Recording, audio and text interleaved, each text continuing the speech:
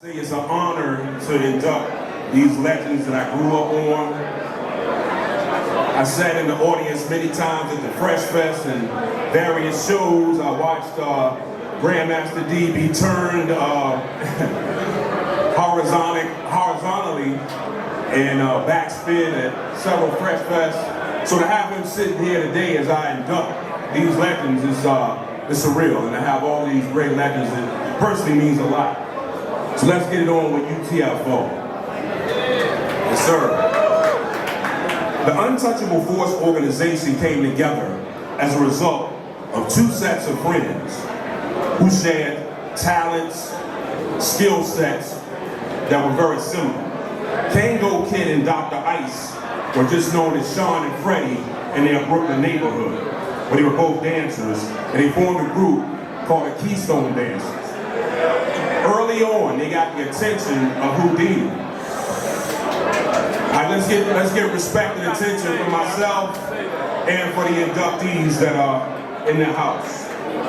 Let's do that. So they call themselves the Keystone Dancers. And very early, they were asked to dance for Houdini. And if you watch old footage, I'm talking about before the Fresh Festival, old footage of Houdini performances and the Rap Machine video, you will see Sean and Freddie, Kangol Kid, and Dr. Ice in those videos, Keystone Dancers. Now, Kangol Kid kept hearing about this MC named Special J. That was another Brooklyn MC. And Kangol Kid got his reputation from going around to different parties. He was an MC and a dancer. And he would go to different parties and challenge MCs and dancers. That's how he got his rep. And he kept hearing about this cat named Special J. And he heard that they were having auditions for a new rap group. So Kangol Kid and Dr. Ice go to this audition to meet Special J and his DJ, Mixmaster Ice. Well, it turns out that Special J was EMD, the educated rapper MD. So instead of battling, these cats got together, they formed a group, the Untouchable Force organization, U.T.F.O. Stay with me, this is not gonna be long. So in 1984, U.T.F.O. released Beats and Rhymes on Select Records. The records were produced by Full Force, as most of their songs were. And this was like a combination of harmonizing, synthesizers, drum machines. It was a big record. But it wasn't the record that would really put them out there. It was 1984. They did a record called Hanging Out. And my good brother, Dr. Ice from U.T.F.O., who's not here, he did his famous Candy Rap. And Select Records said, we need another record, we need a B-side. So B5 from Full Force said, hey, why don't y'all do this song about this girl that you're trying to pursue, but she don't want nothing to do with you. So they reluctantly threw this song together and put it on there as a B-side. It wasn't a physical B-side, but it was a second thought. It's called Roxanne, Roxanne. Roxanne, Roxanne spawned more than 24 responses. Roxanne's parents, Roxanne's baby, Roxanne's doctor, Roxanne's a man. But most importantly, what it did was a battle rapper from Queensbridge named Shantae had the ingenuity to say she was going to answer this record and call herself Roxanne Shantae. So she beats U.T.F.O. to the punch, because they had their own Roxanne they wanted to bring out, so they had to call their Roxanne the real Roxanne. So U.T.F.O. actually gave birth to other careers just off of this record that they didn't even want to do. So Roxanne, Roxanne made U.T.F.O. a household name. It changed the game and launched several careers. The gargantuan success of Roxanne, Roxanne caused the demand for a full-length album. So in 1985, they made an album that gave us Fairy Tale Lover, Biting, Calling Her a Crab, Lisa Lips, Leader of the Pack, which a lot of turntablists out there study Leader of the Pack. As a cat that got on the wheels himself, I studied Leader of the Pack, Mixmaster Ice the Ninja. You know, each one of them cats had their own character. Kangol Kid, the Soldier of Love, EMD, the world's most educated rapper, Mixmaster Ice the Ninja, and Dr. Ice, the debonair doctor. The album Skeezer Pleaser Lethal doing it, bagging and boning, gave us this like split personality. We work hard. Nicole wanna be with me, Mo bass, wanna rock, doing it. My cut is correct, something for the head. UTFO are truly unsung heroes in hip hop. And lastly, I want to say rest in peace and power to the educated rapper MD, and rest in peace and power to the Kangol kid. And I want to bring up my good brother, Mixmaster Ice, to share a few words. We're glad to have with us four young men who have helped to lead the streets and welcome down for U.T.F.O.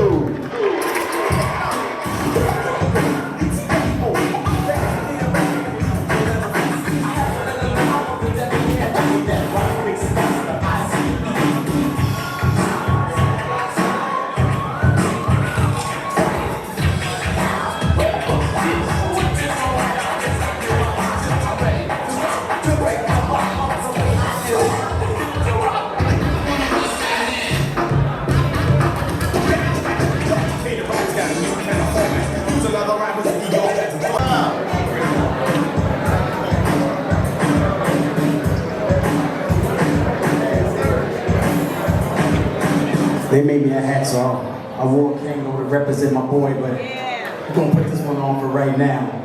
How's everybody feeling in the place to be? It's yours truly, the legendary Hall of Fame DJ Mixmaster Ice from UTFO. It's a pleasure to be here. Jaquan, thank you for that amazing introduction. Salute to all the pioneers in the building. Salute to the museum. Salute to all the press.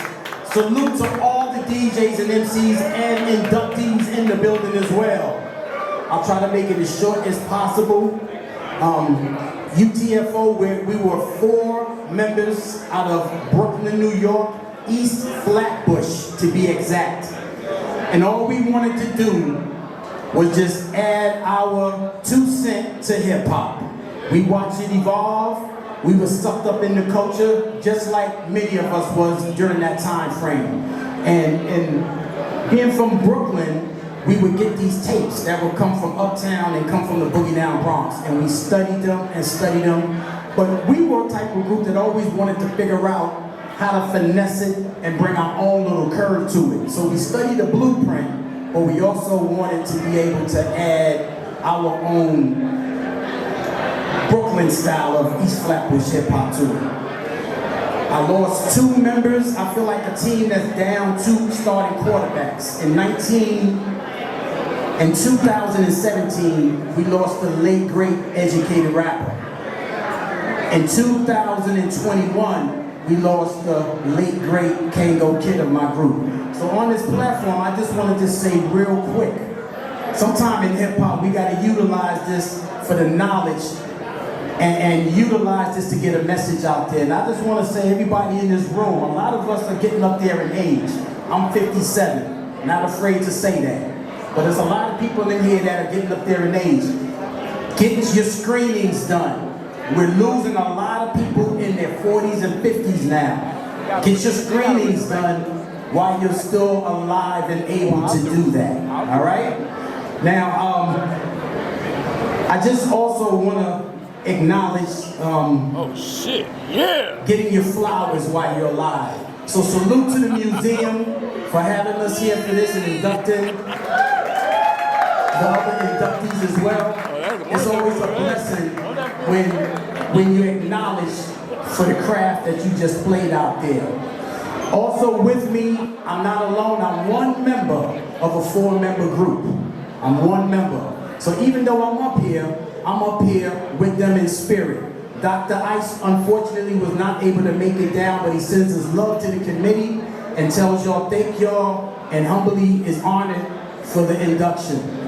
We lost Kangol Kid, we lost Educated Rapper, but I'm just one member of a 4-member group. I'd like to bring up right now a couple of Kangol Kid children that are in the building. They're not even kids no more, they're grown men now, they're my nephews. Come on up here, we're gonna say a few words and I'm gonna close it out.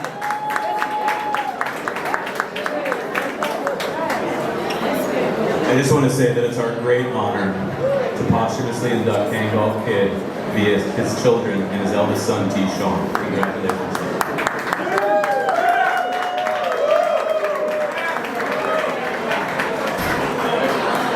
Oh man. Honestly speaking, man, I tried to write a speech so many times, and the tears kept coming down my face. And all I kept hearing is my dad say,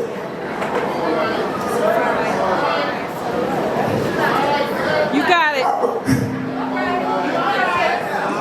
he said, "I'm gonna be here forever." I remember when his hat was being inducted into the museum in DC, and he kept telling me, "This is a big deal." And I didn't understand. And today,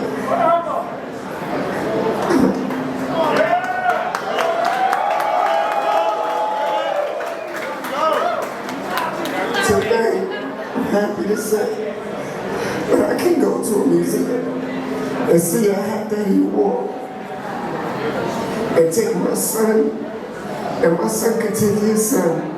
And that's what my dad meant when he said, "I'm gonna live forever."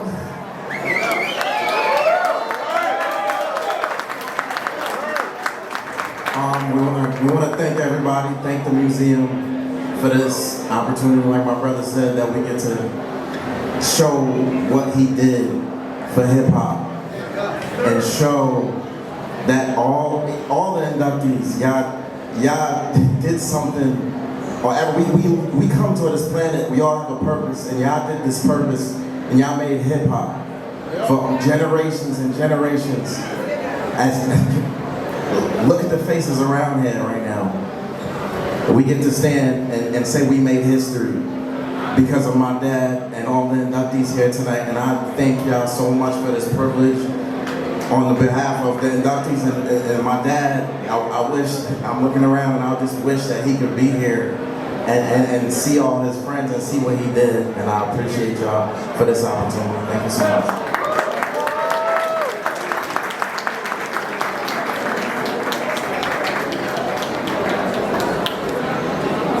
Make some noise for Kangol's kids right there, man. It's two of his sons. It's two of his sons right there. It's a pleasure to have them up here with me. I'm gonna just close out real quick. And Bowleg and Lou, I just read a message from Bowleg and Lou, our producers from Full Force. They send their love and congratulations to us and all the other inductees as well. And they just wanted to let y'all know they wish they could be here, but they salute all the pioneers and legends that's in the building as well.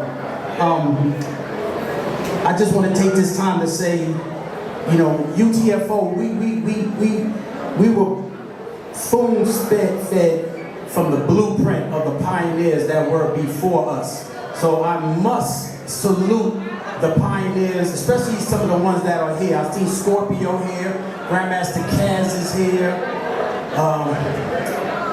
Sweetie G is here, Disco B is here, I'm here. MC Shan is here.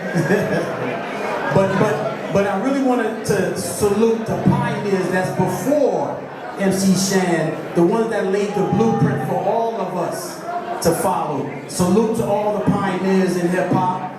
I'm a DJ, so you know, Kool Herc, Grandmaster Flash, Jazzy J, Theodore, WizKid, Grandmixer DST, Africa Bambaataa, Kool Herc, I can name them all, but I'll just stop right there and just say it's a pleasure and an honor to be here as yours truly, the legendary Hall of Fame DJ Mixmaster Ice. Thank you, National Hip Hop Museum, for this jacket, this hat.